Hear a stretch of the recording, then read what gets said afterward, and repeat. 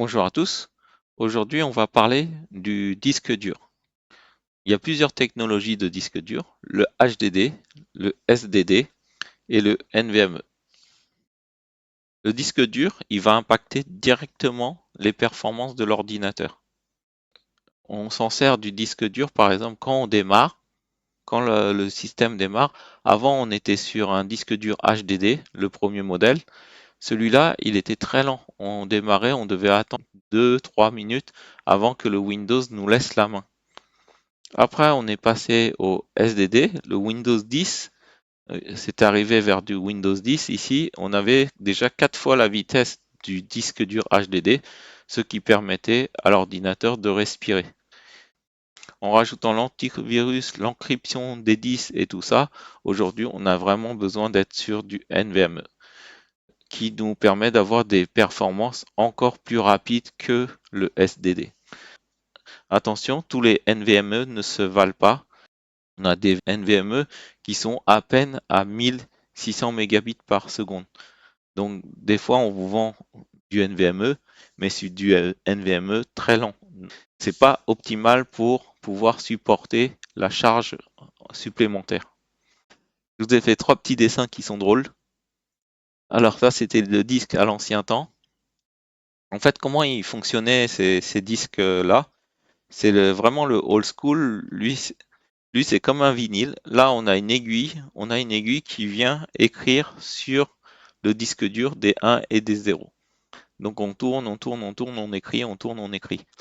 La vitesse était un peu lente, 160 mégabits par seconde, avec de la latence à 15 millisecondes environ. Aujourd'hui, on s'en sert encore de ces disques-là parce que leurs capacités peuvent monter jusqu'à 20 Tera, voire plus, pour un prix raisonnable. Voilà, par exemple, je suis parti sur Amazon 20 Tera en disque dur HDD. On est à peine à 200 euros. Pour du NVMe, on sera à 4 Tera pour 200 euros. Donc, on voit l'intérêt de stocker encore des films sur ce type de disque ou des documents d'archives. On a eu pour moi une génération de disques intermédiaires, le SATA. Il est arrivé, mais il est vite parti parce qu'il a été vite remplacé par le NVMe. Donc la vitesse était dans les 550, mais en général, on se retrouvait dans les 360 mégabits par seconde. Aujourd'hui, on a le grand gagnant, c'est le NVMe. Lui, il est super rapide. En génération 5, on monte jusqu'à 14 000 mégabits par seconde. Ces disques-là, c'est comme de la mémoire. Le NVMe, il est à 14 000 mégabits par seconde en génération 5. Et la DDR5 à 7002, elle est à 57 600 mégabits par seconde. La NVMe, elle est 4 fois moins rapide que la mémoire DDR dans ce cas-là. Maintenant, on va télécharger le logiciel Crystal Disk Mark. C'est pas le premier, c'est ici sur Forge Mark Download. Vous cliquez Download, vous attendez les 5 secondes et ça se télécharge tout seul, sinon vous avez le lien de téléchargement. À partir du moment où c'est téléchargé, vous l'avez dans votre dossier de téléchargement. Je vais l'extraire. Donc ici, dès qu'il est extrait, il faudra exécuter le 64 bits en tant qu'administrateur. Voilà, on est prêt pour les tests. Donc on va commencer les tests. On est sur un fichier, on peut en envoyer plusieurs ici. 128, on peut envoyer des plus ou moins gros fichiers sur le disque C et en mégabits. Je lance. Alors ici vous voyez séquentiel et ici vous voyez random. Les deux premières lignes c'est du séquentiel, c'est-à-dire c'est comme une autoroute. On écrit les bits ou on les lit les uns derrière les autres. Ils sont directement proches. Tandis que le random, on va chercher n'importe quelle position du disque et on va lire dessus. Nous, on préférera vraiment la partie séquentielle. Là, finalement, au niveau du NVMe, j'ai que du 1000 mégabits par seconde parce que je passe par une VM. Donc, on va s'arrêter là parce que les tests, ça ne nous apporte pas grand-chose. Donc là, après le SDD, je vais faire All. Donc, on est à peu près à du 800 et on va terminer par le HDD, le plus lent. Les vitesses d'écriture et de lecture peuvent être différentes. Ça dépend combien ils vous ont annoncé. Donc là, le HDD n'est pas forcément plus lent dans ce cas-là parce qu'on est hébergé par une VM qui stocke en mémoire. Donc, il faut faire attention aussi à là où se trouve la plateforme. Donc voilà, sur ce logiciel-là, vous pouvez faire vous-même vos tests et essayer d'atteindre les performances que les constructeurs vous ont dit. D'accord? Lorsque on vous annonce du 7000, il faut être à 7000.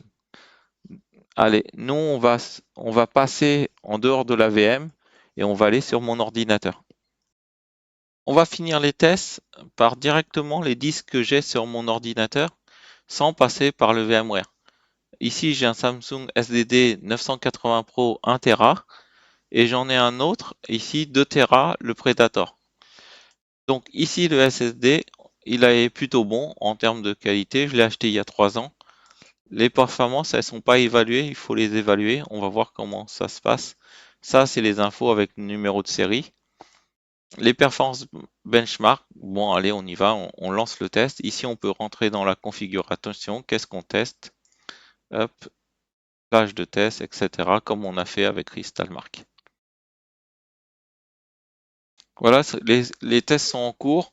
On voit que la lecture séquentielle est pas mal. On est quand même à du 6600 mégas par seconde. Donc vous imaginez, on est vraiment pas mal en termes de vitesse, hein.